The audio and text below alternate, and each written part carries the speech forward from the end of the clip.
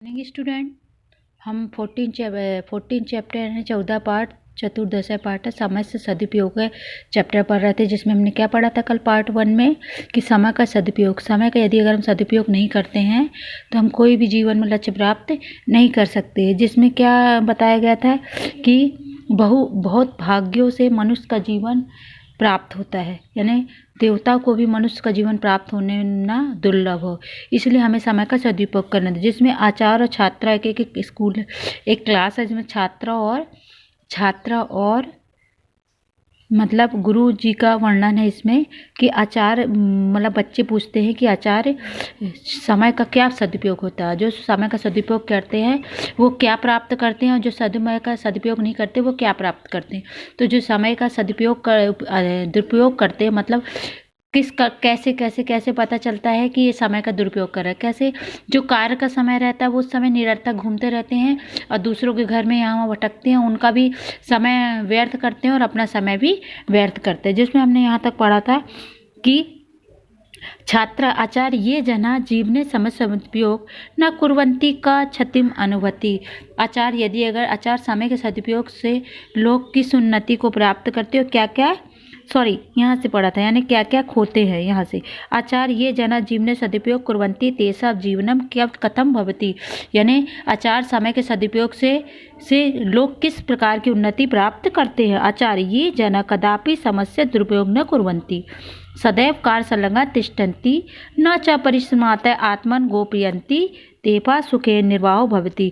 जो लोग समय का सदुपयोग करते हैं वह हमेशा महापुरुष के रूप में संसार में प्रसिद्ध होते हैं। उनके जीवन का तुम चरित्र चित्रण अध्ययन कर लो।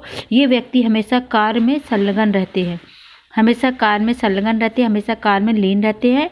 और ये यत्र गच्छन्ति तत्र साधन, यानी जो बाहर जाते हैं तो सम्मान को प्राप्त करते हैं। सर्वत्र समान रूपे अभियंती, हमेशा इनके अभिनंदन किया जाता है। हमेशा सर्वे एव तेषां सहयोग मिच्छन्ति तादृश एवं कर्म वीरा जना समाज से सर्वत्र समदृति श्रेष्ठम लभयति। ऐसे व्यक्ति कर्मवीर होते हैं और समाज में हमेशा अपनी अच्छी जगह बनाते हैं। आचार्य शृण्वन्तु, अब देखो आगे, आचार्य शृण्वन्तु अधावधि ये महापुरुषा जगति प्रसिद्धा अव्वन तेषा जीवनम चरित्र अध्ययन ज्ञायते। यदि अगर आप किसी महापुरुष की जीवनी को उठाकर पढ़ लो तो हमेशा वह समय का सदुपयोग ही करे हैं। और ऐसे महापुरुष ही प्रसिद्ध हुए हैं प्रसिद्ध है जिनके जीवन के चरित्र अध्ययन से ज्ञात होता है कि बचपन से ही दिन रात अहोरात्र बाल्याकालदेव अहोरात्र कर्म परायण आसन एकमपि क्षण निरर्थक नहीं निधवंता, यानी कभी भी एक क्षण भी निरर्थक नहीं करते, हमेशा समय का सदुपयोग करते। कार व साधेयम देहम व पातेयम इत्येव तेषा लक्ष्य बभू एस्वात् एव कारण अज्ञापि ग्रहे तेषा गौरगाथा गीयते आदर्श पुरुषाश्च। मतलब क्या है कि ये दिन रात कर्मशील रहते हैं, एक क्षण भी व्यर्थ नहीं करते हैं। या तो कार्य पूरा करते हैं या वो सोचते हैं कि या तो कार्य पूरा करूँगा या शरीर को नष्ट कर दूंगा। स्थले स्त्रे विरोधाना सिद्धांता खंडे असति तही पुनः भारतीय वैदिक धर्मस प्रयासना अविष्यति। उनका सिर्फ एक ही लक्ष्य रहता है, कारण से आज घर घर में उनका गौरव गाथा गाई जाती है और वे उनको लक्ष्य भी प्राप्त किया और वे आदर्श के रूप में माने जाते हैं और आदर्श पुरुष के रूप में वह माने जाते हैं। उनका यदि अगर हम वैदिक ये क्या बोला विरोधाना अखंड तही वैदिक धर्म से प्रचर अभियस्यति। यदि अगर देखें तो अपने अपने कार्यों में लगे हुए वैदिक धर्म अखंड यानी कई पुरानी कुरीतियों को दूर करना और पुराने वैदिक धर्म का प्रचार करने से भी पीछे नहीं हटते हैं।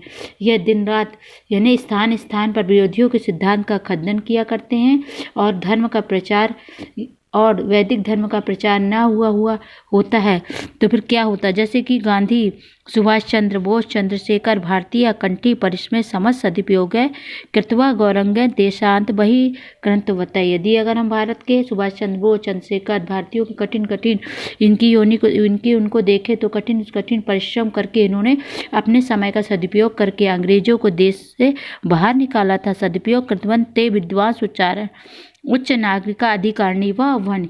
देश से यदि अगर बाहर नहीं निकालते, स्वराज को हम प्राप्त नहीं करते, तो जिन छात्रों ने छड़ जोड़कर विद्या अध्ययन में सदुपयोग किया वे आज उच्च नागरिक के अधिकारी हुए हैं। जिन्होंने भी ध्यान दिया, अपने समय का सदुपयोग किया, आज वो अच्छे पद पर बैठे हुए हैं। आचार्य प्रकृतिरपि की समस्य पालनम शिक्षति। वो क्या बोलता है कि आचार्य क्या प्रकृति भी समय का पालन करती है?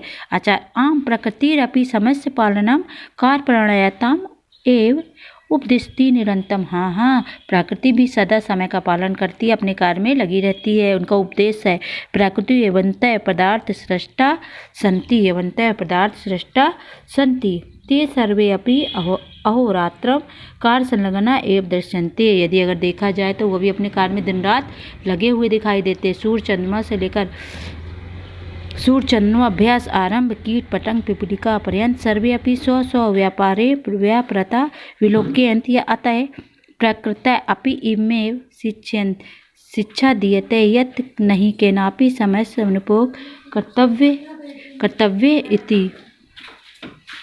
इसलिए सभी कार्यों में लगे हुए देखिए शिक्षा समय का सदुपयोग करना चाहिए। इसलिए हम सबको आलस को छोड़कर सदा समय का प्रयोग करना चाहिए, प्रकृति से हमें सीखना चाहिए।